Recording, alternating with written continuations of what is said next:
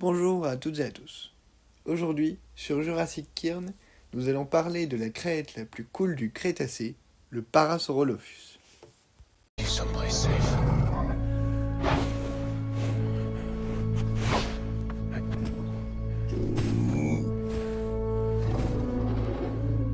There you go. There you go.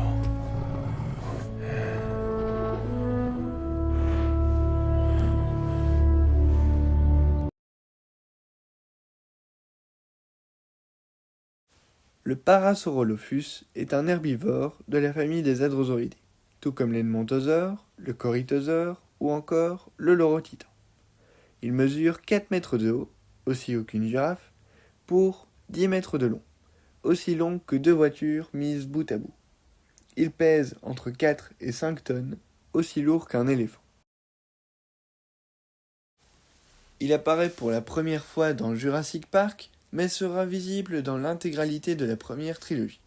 On le retrouvera également dans tous les films de la trilogie Jurassic World et dans le dernier film Jurassic World Rebirth, bien qu'il ne s'agisse que d'une carcasse. Il fera également son apparition dans les 2 séries animées et dans l'intégralité des jeux Jurassic World Evolution.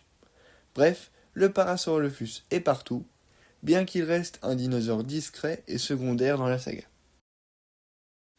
La saga nous a proposé bon nombre de modèles différents, à commencer par celui de 1997 qui est plutôt brunâtre, puis celui de 2001 plutôt verdâtre et celui de 2015 plutôt orangé. On peut aussi voir des Parasaurolophus luxe dans les séries animées.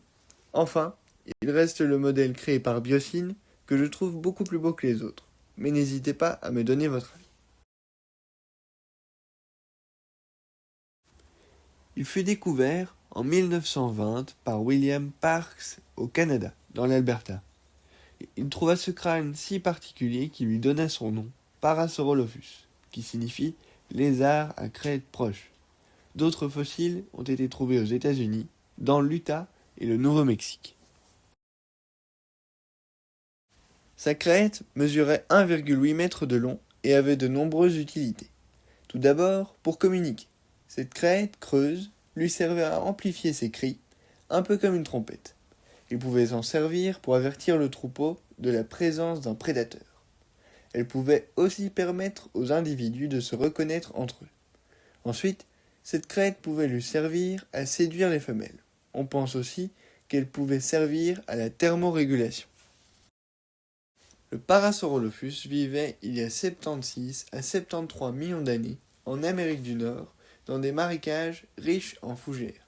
Il côtoyait des espèces comme le corythosaure, le Chasmosaurus ou l'ankylosaure, et avait des prédateurs comme le T-Rex, dont nous avons déjà parlé, l'Albertosaurus ou le Troodon.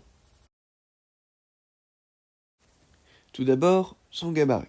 En effet, le Parasaurolophus était bien plus musclé et massif que ce qu'on peut voir dans la saga.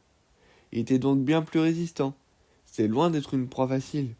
Ensuite, j'aimerais souligner une grosse incohérence. Dans Jurassic Park 2, lorsque les chasseurs tentent d'en capturer un, ils doivent s'y mettre à plusieurs et se font balloter dans tous les sens. Or, dans Jurassic World Dominion, Owen parvient à en arrêter un alors qu'il est tout seul. Ce qui n'est ni réaliste ni cohérent. Son cri pose également problème, car il était plutôt grave, plus proche du son d'un corps. Ensuite, on peut se poser la question: est-ce que la bioluminescence pour un dinosaure est réaliste? Alors bien évidemment, cela n'a jamais réellement existé, mais dans un contexte de modification génétique et de science-fiction, ça paraît crédible, puisqu'on a déjà su appliquer ce gène sur des micro-organismes comme des bactéries. Pour finir, j'aimerais vous parler d'une vieille croyance à son sujet. À une époque, on pensait que c'était un dinosaure aquatique qui se nourrissait d'algues et que cette crête si caractéristique lui servait de tuba. Mais étant donné qu'elle ne possède pas de trou pour respirer, cette théorie fut vite écartée. Et bien voilà, la vidéo est terminée. J'espère que ça vous aura plu. N'hésitez pas à me donner votre avis en commentaire. Vous pouvez aussi me proposer une espèce que vous souhaiteriez voir à l'avenir. Sur ce, passez une bonne journée.